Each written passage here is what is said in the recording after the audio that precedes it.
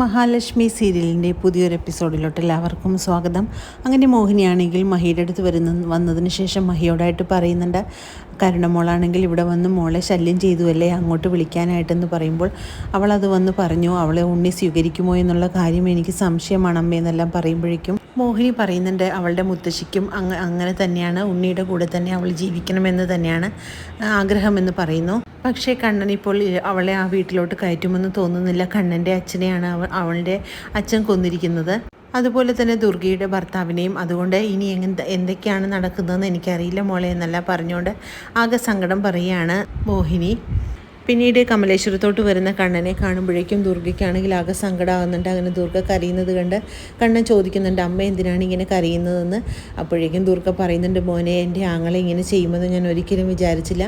മോൻ ഇത്രയും വലിയൊരു സർപ്രൈസാണ് ഞങ്ങൾക്ക് വെച്ചിരിക്കുന്നതെന്ന് ഞാൻ അറിഞ്ഞിരുന്നില്ല മോനെ എന്നെല്ലാം ദുർഗ പറയുന്നത് കേട്ട് കണ്ണൻ പറയുന്നുണ്ട്, നിങ്ങൾക്ക് ആങ്ങളേനെ വലിയ വിശ്വാസമായിരുന്നല്ലോ, ആ ആങ്ങളെ തന്നെയല്ലേ നിങ്ങളുടെ ജീവിതം നശിപ്പിച്ചതെന്നെല്ലാം പറയുമ്പോഴേക്കും ദുർഗ പറയുന്നുണ്ട്, എനിക്കിനി അങ്ങനെയൊരു ബന്ധുക്കളില്ല, നീയും മഹാലക്ഷ്മിയും തന്നെയാണ് നല്ലതെന്ന് എനിക്കിപ്പോൾ മനസ്സിലായി മോനെ, എൻ്റെ തെറ്റുകളെല്ലാം തന്നെ എനിക്ക് മനസ്സിലായി എന്നെല്ലാം പറഞ്ഞ് ദുർഗ പൊട്ടി കരയാണ്. ഇതൊന്നും അമ്മയുടെ അഭിനയമല്ലല്ലോ, ഒന്നും ആങ്ങളുടെ സ്വഭാവം ഇനിയെങ്കിലും അമ്മയ്ക്ക് മനസ്സിലായല്ലോ എന്നെല്ലാം പറഞ്ഞുകൊണ്ട് കണ്ണൻ അവിടെ നിന്ന് പോകാനൊരുങ്ങുമ്പോഴേക്കും അങ്ങോട്ടേക്ക് ഉണ്ണി വരുന്നുണ്ട്. അപ്പോൾ ഉണ്ണിയോടായിട്ട് ചോദിക്കുന്നുണ്ട്, നമ്മുടെ അച്ഛൻ്റെ കൊലയാളിയുടെ മകളെ ഇനി നിനക്ക് വേണോ എന്നെല്ലാം കണ്ണൻ ചോദിക്കുന്നത് കേട്ട് ഉണ്ണി പറയുന്നുണ്ട്, അവളിപ്പോൾ ഗർഭിണിയാണെന്ന് പറയുമ്പോഴേക്കും ദുർഗ ചോദിക്കുന്നുണ്ട്, അതിന് അവൾ ഗർഭിണിയാണെങ്കിൽ നിനക്ക് എന്തായെന്ന് ചോദിച്ചുകൊണ്ട് ദുർഗ ദേഷ്യപ്പെടുന്നു. നിന്റെ അച്ഛൻ്റെ കൊലയാളിയുടെ മകളാണ് അവൾ, അതുകൊണ്ട് അവളെ നമുക്ക് ഈ വീട്ടിലോട്ട് വേണ്ട എന്ന് ദുർഗ തറപ്പിച്ച് പറയുകയാണ്. അതേസമയം ഉണ്ണിയാണെങ്കിൽ മനസ്സിൽ വിചാരിക്കുന്നുണ്ട്, അവളുടെ മുത്തശ്ശിയുടെ സ്വത്തുക്കളെല്ലാം തന്നെ എനിക്ക് എഴുതി തരാമെന്ന് പറഞ്ഞിട്ടുണ്ട്, പിന്നെ ഞാൻ എന്തിനാണ് അവളെ ഉപേക്ഷിക്കുന്നതെന്ന് മനസ്സിൽ വിചാരിക്കുന്നു ഉണ്ണി. നീ പ്രതാപൻ്റെ സ്വത്തുക്കൾ കണ്ടായിരിക്കും അവളെ സ്വീകരിക്കാനായിട്ട് തയ്യാറാകുന്നതെങ്കിൽ പ്രതാപൻ്റെ സ്വത്തുക്കളെല്ലാം അയാളുടെ കേസ് നടന്ന് അതൊക്കെ ഇല്ലാതാവും, നമുക്ക് നഷ്ടപരിഹാരമായി അതെല്ലാം നമ്മൾക്ക് തന്നെ തരേണ്ടി വരുമെന്നെല്ലാം കണ്ണൻ പറയുന്നത് കേട്ട് ഒരക്ഷരം ഇടാതെ നിൽക്കുകയാണ് ഉണ്ണി. ഇനി നീ അവളെ സ്വീകരിക്കാൻ തയ്യാറാണെങ്കിൽ അവൾ ഇനി എന്തെങ്കിലും ഒരു തെറ്റ് ചെയ്താൽ ആ ഒരു തെറ്റിൻ്റെ പേരിൽ നിന്നെയും കൂടെ ഈ വീട്ടിൽ നിന്ന് ഞാൻ പുറത്താക്കുമെന്നെല്ലാം കണ്ണൻ പറയുന്നത് കേട്ട് ഉണ്ണി ഒരക്ഷരം ഇടാതെ നിൽക്കുന്നു. പിന്നീട് മാർക്കോ ആണെങ്കിൽ മഞ്ജുവിനെയും സാഗറിനെയും ഒരു വീട്ടിലോട്ടായിട്ട് കൊണ്ടുപോകുന്നു.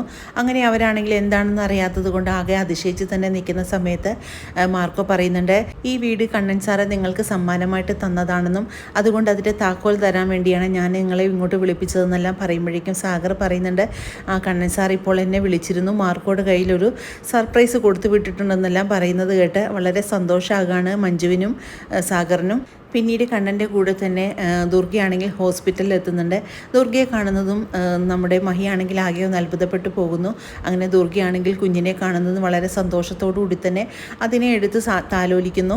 ഞാൻ അതിരില്ലാത്ത തരത്തിൽ നിന്നോട് ദ്രോഹങ്ങൾ ചെയ്തിട്ടുണ്ടെന്നും അതുകൊണ്ട് നീ എന്നോട് ക്ഷമിച്ച് എനിക്ക് മാപ്പ് തരണമെന്നെല്ലാം പറഞ്ഞുകൊണ്ട് ദുർഗയാണെങ്കിൽ സങ്കടപ്പെടുമ്പോഴേക്കും മഹിക്കാണെങ്കിൽ ഇത് സത്യമാണോ അതോ നുണയാണോ എന്നുള്ള ഒരു സംശയമാണ് മഹിക്കുണ്ടാകുന്നത്. അപ്പോഴേക്കും ദുർഗ പറയുന്നുണ്ട്, നിൻ്റെ സംശയങ്ങളെല്ലാം തന്നെ എനിക്ക് മനസ്സിലായി, എൻ്റെ വിശ്വേട്ടനെ കൊന്നത് എൻ്റെ സ്വന്തം ആങ്ങളെ തന്നെയാണെന്നും അതുകൊണ്ട് ഇതുപോലത്തെ ഒരു ദ്രോഹം അയാളിൽ നിന്നും എനിക്കുണ്ടാവുമെന്ന് ഞാൻ ഒരിക്കലും വിചാരിച്ചില്ല, അതുകൊണ്ട് നിങ്ങൾ രണ്ടുപേരും തന്നെയാണ് ശരിയെന്ന് എനിക്ക് മനസ്സിലായെന്നെല്ലാം പറഞ്ഞുകൊണ്ട് ദുർഗയാണെങ്കിൽ മഹിയുടെ മുന്നിൽ പൊട്ടിക്കരയുന്നു.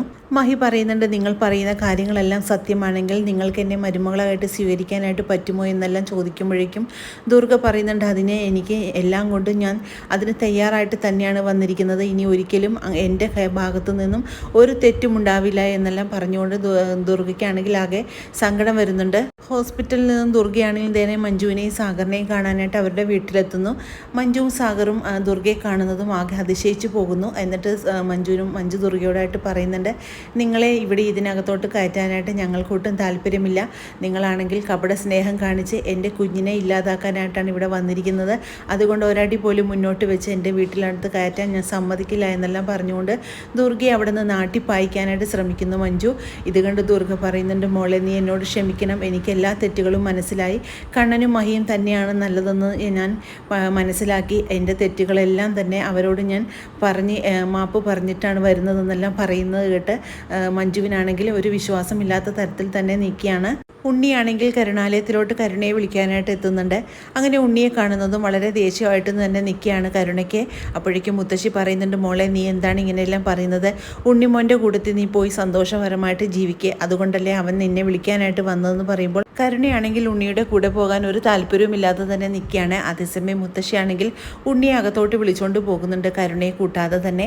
എന്നിട്ട് ഉണ്ണിക്കാണെങ്കിൽ എല്ലാ സ്വർണ്ണങ്ങളും കാണിച്ചു കൊടുത്ത് ഇത് മോനെടുത്തോ, ഇത് ഞാൻ കരുണമോൾക്ക് കൊടുക്കാനായിട്ട് വെച്ച സ്വർണ്ണമാണ്, അത് ഇനി മോൻ്റെ മാത്രം സ്വന്തമാണെന്നെല്ലാം പറഞ്ഞുകൊണ്ട് ഉണ്ണിയെ സ്വാധീനിക്കുകയാണ് മുത്തശ്ശി. സ്വർണം കാണുന്നതും കണ്ണു മഞ്ഞളിച്ചു പോകുന്ന ഉണ്ണിക്കാണെങ്കിൽ ഇനി ഒന്നും തന്നെ വേറെ ഒന്നും തന്നെ വേണ്ട എന്നുള്ള അവസ്ഥയിൽ തന്നെ കരുണയെ സ്വീകരിക്കാനായിട്ട് തയ്യാറാകുകയാണ്. കരുണയും കൂട്ടിക്കൊണ്ട് പോകുന്ന വഴിക്ക് മാർക്കോ ആണെങ്കിൽ ഉണ്ണിയുടെയും കരുണയുടെയും കാറ് തടയുന്നുണ്ട്. എന്നിട്ട് മാർക്കോനെ കാണുന്നതും ഇവരാണെങ്കിൽ ആകെ ഞെട്ടി വിറച്ച് പോകുകയാണ്. പെട്ടെന്ന് തന്നെ മാർക്കോ ഇവരുടെ വണ്ടിയുടെ മുന്നിൽ നിർത്തിയിട്ട് അവരെ ഭീഷണിപ്പെടുത്തുകയാണ്. ഇനി കണ്ണൻ സാറിൻ്റെയും മഹാലക്ഷ്മിയും ഏതെങ്കിലും തരത്തിൽ ഉപദ്രവിക്കാനായിട്ട് ശ്രമിച്ചിട്ടുണ്ടെങ്കിൽ ഇനി അവരല്ല നിങ്ങൾക്ക് പണി തരുന്നത്, ഞാനായിരിക്കുമെന്നെല്ലാം പറഞ്ഞുകൊണ്ട് ഭീഷണിപ്പെടുത്തുകയാണ് മാർക്കോ.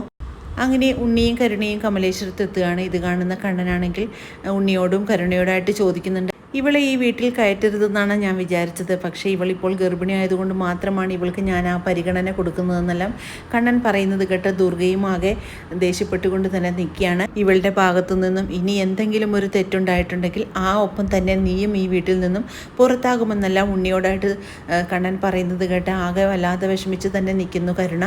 ഈ ഒരു പ്രശ്നത്തിൻ്റെ പേരിൽ അമ്മയുടെ സ്വഭാവം ഇപ്പോൾ മാറിയതായിട്ടാണ് എനിക്ക് തോന്നുന്നത്. പക്ഷേ അമ്മയുടെ സ്വഭാവം എത്രത്തോളം മാറിയിട്ടുണ്ടെന്നുള്ള കാര്യത്തിലും എനിക്ക് സംശയമുണ്ടെന്നെല്ലാം പറയുമ്പോഴേക്കും ദുറിയാണെങ്കിൽ ആകെ വല്ലാത്തൊരു വിഷമത്തിൽ തന്നെ കണ്ണനെ നോക്കുകയാണ്. അങ്ങനെ വരാനിരിക്കുന്ന വളരെ ത്രില്ലിംഗ് ആയിട്ടുള്ളൊരു എപ്പിസോഡുകൾക്കായിട്ട് നമുക്ക് കാത്തിരിക്കാം. ഈ റിവ്യൂ ഇഷ്ടമാകുകയാണെങ്കിൽ ലൈക്കും ഷെയറും സബ്സ്ക്രൈബും ചെയ്ത് സപ്പോർട്ട് ചെയ്യണേ. പുതിയൊരു എപ്പിസോഡിനായിട്ട് നമുക്ക് കാത്തിരിക്കാം.